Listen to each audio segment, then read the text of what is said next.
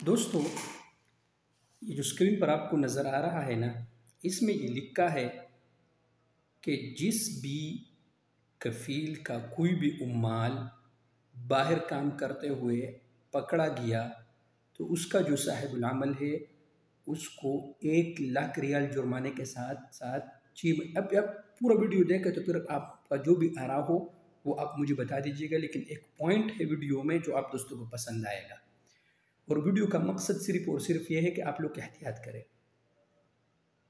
साहिबुल अमल जो है उसका कंपनी है उसको आज़ाद छोड़ दे, उसको 6 महीने तक कैद है और उसको फिर वैसे भी कुछ वक्त के लिए नहीं मिलेगा।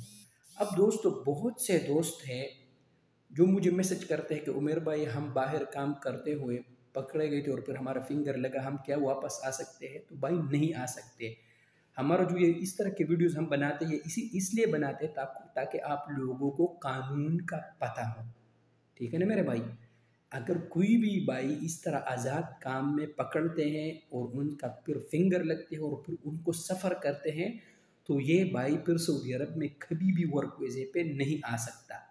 तो वीडियो बनाने का मकसद सिर्फ़ और सिर्फ ये है ताकि आप लोग समझ सके, ठीक है ना? ताकि आप लोग अपना एहतियात करें, बाकी कुछ भी नहीं है हमारे इसमें। आप लोगों को डराना मकसूद नहीं है, बल्कि आप लोगों को ख़बरदार करना है कि कानून क्या कहता है।